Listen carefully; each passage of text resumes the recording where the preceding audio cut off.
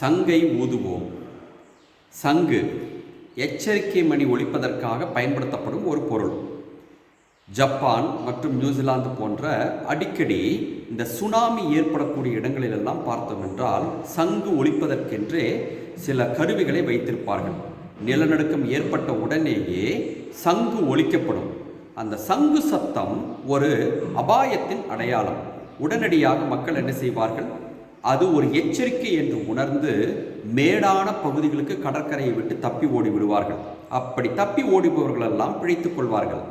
ஒருவேளை அந்த சங்கு சத்தத்தை யார் யாரெல்லாம் அலட்சியப்படுத்துகிறார்களோ அவர்கள் சுனாமி அலையில் சிக்கி மடிவது உறுதி. இதே போன்ற ஒரு சங்கைத்தான் எரேமியா இறைவாக்கினரிடம் ஊதச் சொல்கிறார் ஆண்டவராகிய கடவுள். எங்கு தெரியுமா? ஆலயத்தின் வாயில் படியில் சென்று நீ சங்கை ஊது. அது என்ன சாதாரண கருவி கொண்டு ஊதக்கூடிய சங்கா என்றால் இல்லை, இறை வார்த்தை என்ற ஒரு சங்கை ஊது என்று சொல்கின்றார். என்னவென்று? இதோ நீங்கள் பாவ வழியில் நடந்து கொண்டிருக்கின்றீர்கள். நீங்கள் இந்த சங்கு எச்சரிக்கையை கேட்டுக்கொண்டு மனம் திருந்தி வாழ்ந்தால் நீங்கள் தப்புவீர்கள். இல்லை என்றால் இங்கு இருக்கக்கூடிய இந்த ஆலயமும் சரி, இந்த நகரமும் சரி பாலடைந்து வீழ்த்தப்படும் என்ற ஒரு சங்கை ஊது என்று சொல்லிவிட்டு ஆண்டவர் ஒரு வார்த்தையை சொல்கின்றார். ஒருவேளை அவர்கள் உனக்கு செவிசாய்த்து அவரவர் தம் தீய வழிகளை விட்டு திரும்பலாம் என்று சொல்கின்றார். அதாவது திருந்துபவர்கள் திருந்தும் பொழுது நிச்சயம் அவர்களுக்கு வாழ்வுண்டு, திருந்தாதவர்களுக்கு அழிவு நிச்சயம் என்பதுதான் அந்த இறைவசனத்தின் அடையாளம்.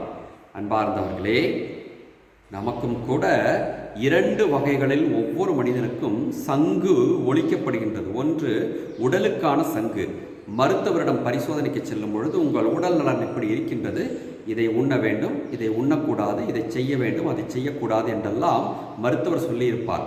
அந்த எச்சரிக்கை மணியை ஒரு குறிப்பிட்ட வயதிற்கு மேல் கேட்டு சரிவர நடந்து கொண்டால் நமது உடல் நலம் பாதுகாக்கப்படும். இல்லை என்றால் திடீரென்று சாவு வந்து சேரும்.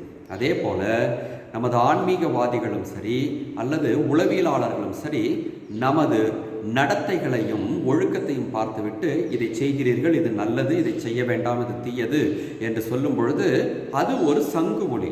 அதை கேட்டு நடந்தால் நிச்சயமாக நமக்கு முன்னேற்றம் உண்டு. சங்கு உடலளவிலும் ஆன்மீக தலைவிலும் ஒலிக்கும் பொழுது எச்சரிக்கையோடு கேட்டு நடக்க பழகிக்கொள்வோம்.